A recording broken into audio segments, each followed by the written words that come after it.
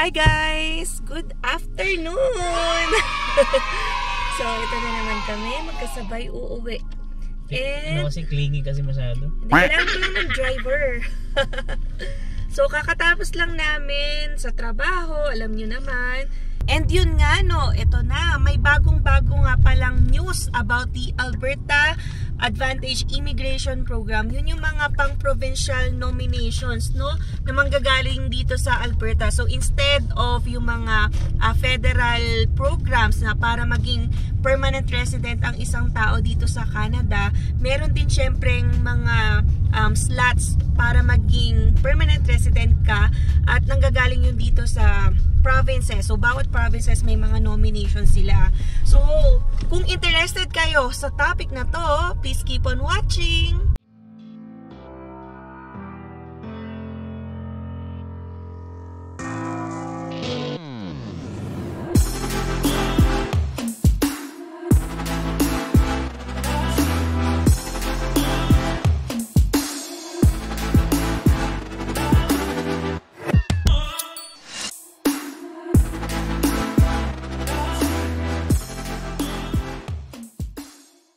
So ito guys, no, very hot topic. Alam ko may iba na rin na nakapag-research about this news. Yung iba rin nagsisend sa akin, pino-forward yung mga links, ano, 'di ba? Hi Sis Bea, tapos kay Sis Miriam, yan.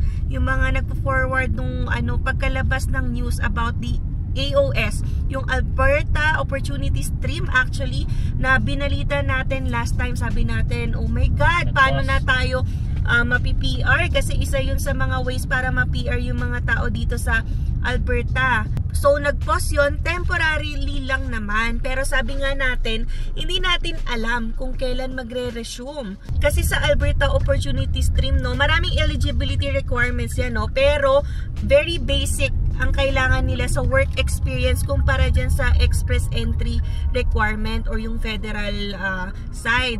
Dito kasi sa Alberta Opportunity Stream, okay, at least 6 months lang yung work experience pwede na, di ba? Kasi sa Canadian Experience Class, yan, kailangan doon 1 year experience. So dito naman sa AOS, okay, sa province ng Alberta, ay 6 months lang. So, syempre nagkaroon na naman ng bagong hope or pag-asa yung mga naka-qualify dyan sa eligibility requirements ng AOS. Pero yun nga pala, no, to mention the news, ito actually nag-print na ako nung news para maihatid din sa inyo yung balita in case hindi nyo pa naririnig, no. So, actually, hindi lang basta-basta nagbabalik ang AOS na yung with the old terms nila or old eligibility requirements. May pagbabago rin silang ginawa or ipapatupad. Kasi yung nominations daw for 2024 or for this year actually ay medyo limitado. So ikinokontrol nila yung pwedeng maging or ma-issuehan ng nominations dito sa province ng Alberta. So alam nyo, bawat province may certain allocations na pwede silang i-nominate na individuals. Okay? So para hindi naman maubusan yung iba, i-divide nila yan in several months. Okay? And kasama doon, hindi lang yung Alberta Opportunity Stream, pati na rin yung Rural Renewal Stream, and then Accelerated Tech Pathway. Katulad na rin nung nangyari doon sa Tourism and Hospitality Stream. So, naalala nyo, nung nag-open yung Tourism and Hospitality Stream, in just few hours, nag-close na yon kasi na-reach na agad yung certain target or limit. So, ganun din yung mangyayari dito sa other pathways under AAIP or yung PNP programs dito sa Alberta. So, sabi, each month of targeted number of applications will be accepted into the pool from where the AAIP will draw. This approach provides applicants with multiple opportunities to apply and access to the program year-round. So, starting June 11, guys, malapit na to, June 11, be ready with your applications kung alam nyong qualified kayo sa one of the streams na nabanggit natin. yung Alberta Opportunity Stream, Rural Renewal Stream, Accelerated Tech Pathway, Tourism and Hospitality Stream. So new approach na yung gagawin nila kasi magiging monthly na yung pag-accept nila ng applications. So tandaan nyo ito guys ha, yung dates na sasabihin ko, 7 dates to, starting June 11, and then kapag naubusan ka ng slot for that one, antay ka na ulit for the next month, and that will be July 9. Next will be August 13, and then September 10, and then October 8, November 9, and finally December 10. So guys, dapat mabilis ka if ever yung pathway mo ay maraming kakompetensyang magpapasa. I think sa Alberta Opportunity Stream sobrang dami dahil basic lang yung requirements, okay? So check nyo na lang din yung requirements nun. And yun, syempre sa dami na nag-a-apply doon, kailangan mauna ka kasi sabi natin ay may target or allocated lang silang slots. So kung maubos na yun, close na agad. Katulad nung nangyari sa Tourism and Hospitality Stream. Meron din akong ipopost na link yan kasi sa bawat streams na nabanggit natin, no, AOS, Rural Stream, Accelerated Tech Pathway, Tourism and Hospitality Stream, iba-iba yung target numbers or yung slots. Yan, kaya check nyo na lang din guys, or isushow ko dito sa video na to ilan yung allocation per stream. So maganda talaga, ready nyo na yung documents nyo kasi ang hirap din, no, maubusan ng slot kahit na ready ka na pala or nakaka-fulfill ka na ng requirements. Kasi dati, open lang siya. Ngayon, i-close na agad once target limit has been reached. Okay? So, yun yung update natin. At least, diba, nabuhayan na ng loob yung nakapag 6 months na na-working dito sa Canada. As long as yan, full-time and you meet all other requirements. So, hindi ko mabigay kasi it's gonna be like a separate discussion na rin for the AOS or Alberta Opportunity Stream. So, ako kasi syempre kakastart ko lang mag-work, hindi pa ako qualified sa AOS, pero I'm also looking forward if ever, syempre, we're still working on actually Alwin's Alberta Tech Pathway application. Walang kailangan na months kay Alwin Alberta Tech Pathway, kaya ito nag-ano lang siya, procrastinate. So, aasikasuhin din natin yan. Syempre, isa-isa lang naman yung stream na kailangan mo i-meet. So, kung ma-meet na namin sa Tech Pathway, we don't need the EOS. Pero at least, opportunities are opening na, diba? Kasi dati, walang work si Alwin na sa tech. So, nag-work siya sa forklift. So, wala tayo sa Tech Pathway. And then, nag-close yung AOS. Sabi ko, pag-graduate na ako, mag-work ako ng 6 months. Wala ring opportunity. So, akala ko wala ng option. So, maganda, diba, na maging positive lang tayo kasi, diba, God makes His way para matulungan tayo ma-achieve yung dreams natin. Minsan, niisip lang natin, walang way or solution sa problem natin, pero gusto niya lang talaga tayong maging patient. Yan, mag-trust sa Kanya in His timing. So, we think positive rin naman na in the right time, magiging permanent resident din tayo. And yan, sa mga nag-aabang sa ganitong news, diba? It's very, very required na talaga na maging prepared kayo sa documents nyo. Kasi alam nyo, diba, from time to time nababago yung immigration rules na akala namin, ito, Tech Pathway, anytime pwede kaming maka-apply. Ngayon, binigyan na kami ng dates. So, only on certain dates, and then kapag na-reach na agad yung target nun, close na agad. So, we have to wait again for the next month.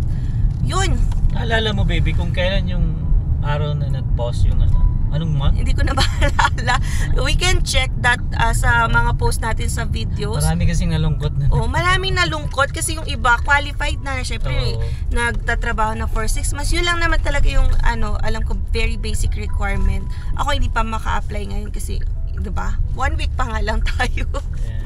Si Ronald, diba? Yeah, si Ronald, ayan, diba? Magpapasa na dapat siya, biglang nag-close. At least, ngayon open na naman, Ronald. Apply na.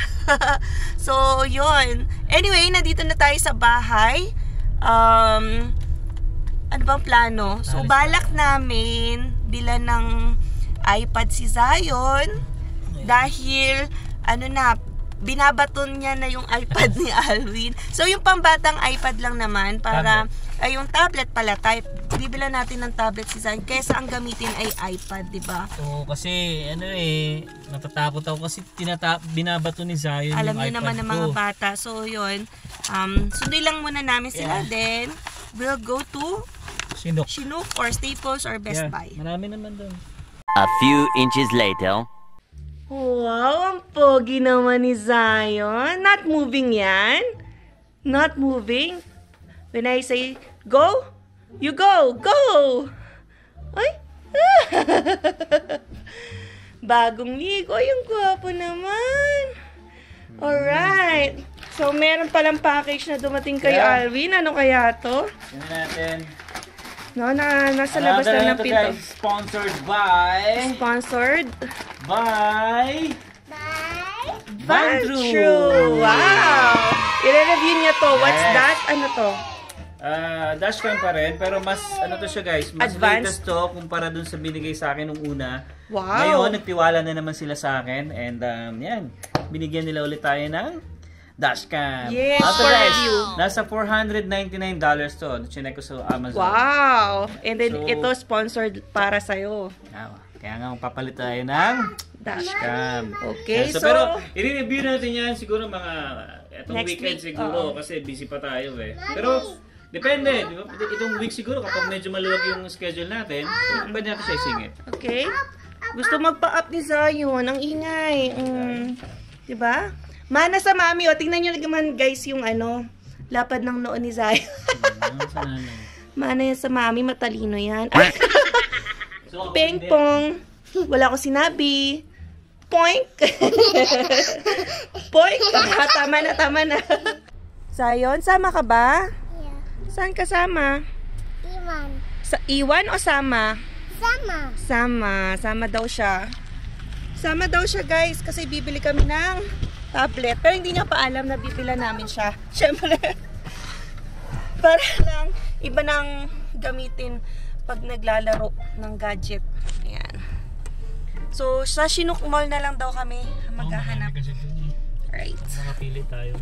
Alright. A few inches later. So, andito na naman tayo sa Chinook. Walang kamatayang Chinook Gastos Ano ka na naman naman. meron dito sa Chinook? Ito sabi ko, tama na muna, kakakuha mo lang ng phone. Ngayon, kukuha kami ng tablet. Hindi, mumurahing tablet lang para kay Zion lang naman kasi. Tingnan muna natin. Oo, tingin lang muna. So, dito siya bumili ng phone. Dito. Dito ako bumili ng phone. Ayan. So, Wala siya. Wala si phone. Tingin-tingin muna tayo. So yun guys, walang available na mga tablet para kay Zion.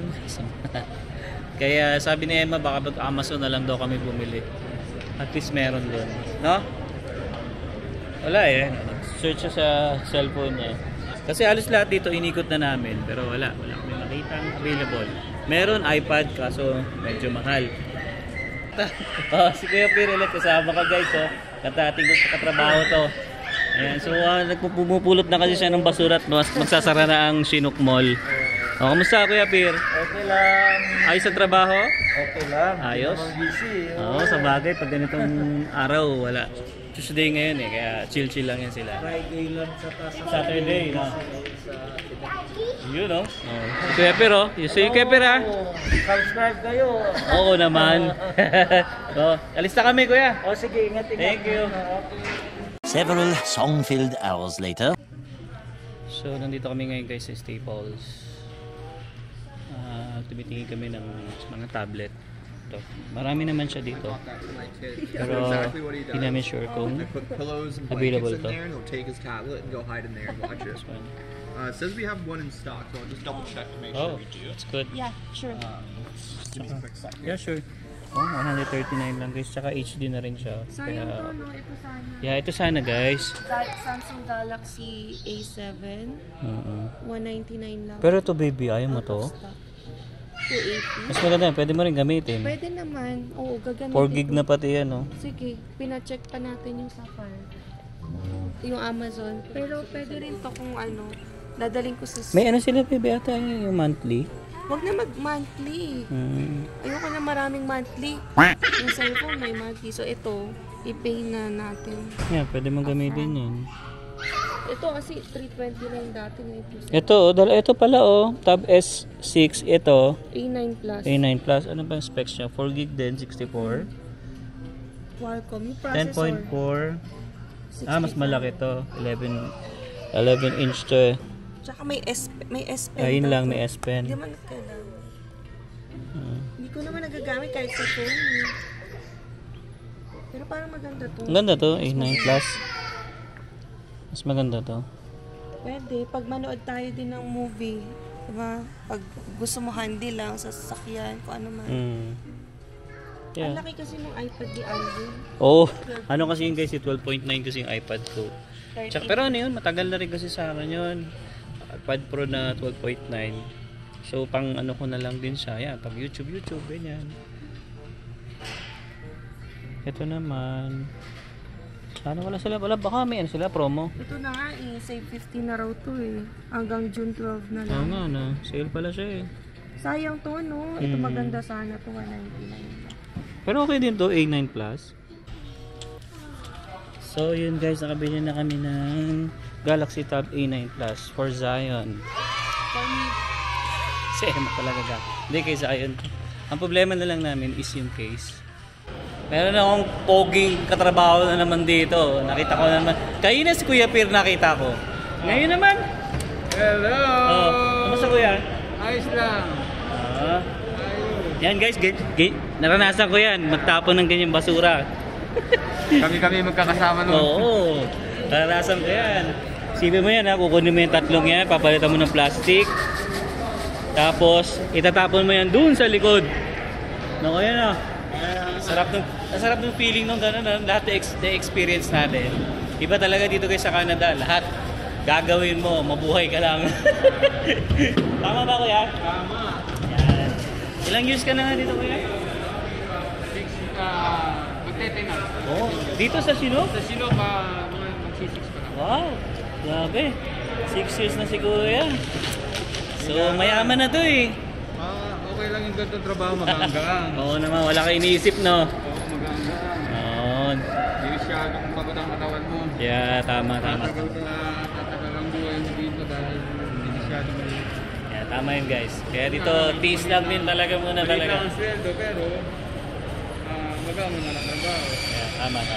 Part-time lang naman Oo, kasi meron full time to guys sa Manukan. Manukan yun. Siya nagbigay sa akin dati ng ng chicken breast. Yan. So yun guys. Sige. Nakakita ng kalaro si Zion Ayun yung bata. Play? Yung sinalas mo. Ang likot. A few inches later. So yun guys, to ang ating napakabilis na pagbili ng tablet din kay Zion. So anyway, napakain pa tayo sa Potato Corner. And yun, bago pa tayo umuwi, i-close na muna natin ang ating vlog for today. So salamat uli po sa pagsama sa aming vlog. So sa mga hindi pa po nakasubscribe sa aming channel, you can consider subscribing po. And don't forget to click the notification bell para updated din kayo sa aming latest video uploads. So yeah, we'll see you on the next one. Yeah.